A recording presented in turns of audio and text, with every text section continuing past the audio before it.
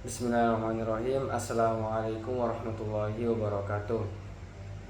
My name is Agung Mursalim. I'm from PBIC class, and in this video I would like to explain my answer about discourse analysis and English language teaching. Okay, so without further ado, I'll just start from the question number one.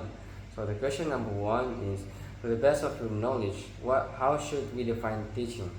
My answer is, teaching can be defined as a process of helping students learn by planning, delivering instruction, and evaluating the results. Based on the material, teaching includes three main stages: pre-teaching, the planning materials and objectives, and then while teaching, giving instruction and activities, and then there is post-teaching, evaluating learning outcomes. For example, a teacher first prepares lesson plans, then explains the material in the class, and finally evaluates students through tests or discussions. Therefore, teaching is not only giving knowledge but also guiding students to achieve learning goals. Okay, next question is question number 2. Read at least 3 theories on the definition of teaching and what important that can you identify from the definition, and formulate the definition of teaching on the basis of the points by using my own words. Okay, so my answer is based on 3 definitions.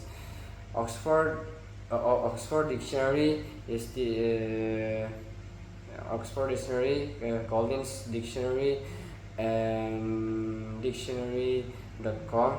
So from these definitions, the important points are that teaching involves giving knowledge, helping learning, and being a purposeful activity. So based on these points, teaching can be defined as a planned process in which a teacher helps students learn knowledge and skills through instruction, interaction, and evaluation. Okay, next question is go to a classroom and see what a teacher is doing when teaching, and can I identify what main activities of teaching? Okay, so my answer is the main activities of teaching consist of 3 stages. So the first is pre-teaching. So the teacher's planning materials, objective, and methods, and while teaching, the teacher explains lessons, asking questions, and doing activities.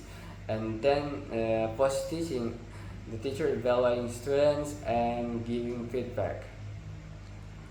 For example, when a teacher explain about the grammar, they give exercise and then checks answer after giving the exercise, and this stage shows that the teaching is a structured process. Okay, next question. Can you define what English language teaching is? Explain your definition and reason for defining ELT in such a way. So my answer is, English language teaching, or ELT, is the process of teaching English to learners whose first language is not English through planning, instruction, and evaluation stages. Now this definition is appropriate because ELT involves not only teaching grammar and vocabulary but also developing students' ability to use English in real communication. Therefore, ELT focuses on both language form and function. Okay, next question is, what do you know about methods and techniques of teaching? Okay, so method refer to the overall plan or approach used by teachers in teaching, such as teacher-centered, student-centered, or active methods. According to Smith, methods involve decisions about how lessons are delivered and how students participate. Techniques, on the other hand, are specific classroom activities used to implement the method, such as role play, group discussion, or question-answer sessions. Teachers use methods when planning how to teach and use techniques during the lesson to apply the method effectively. Okay, next question. Uh, how do you explain the trend of teaching English in Indonesia? Okay, so the trend of teaching English in Indonesia tends to focus more on language form such as grammar and vocabulary rather than language function. As a result, students can produce grammatically correct sentence but often have difficulty using English naturally in real life communication. For example, students may say everything is okay, which is grammatically correct but inappropriate in context.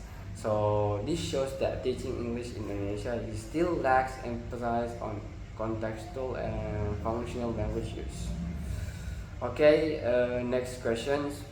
Uh, do ELT and discourse analysis have a relationship? My answer is yes. Of course, ELT and discourse analysis are closely related and cannot be separated. So, discourse analysis helps teachers understand how language is used in real social contexts, including both form and function. This is important in ELT because students need not only grammatical knowledge but also the ability to use language appropriately in communication.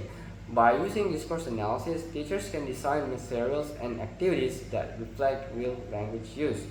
Therefore, discourse analysis supports ELT in developing students' communicative competence. Okay, so maybe that's all my answer for me.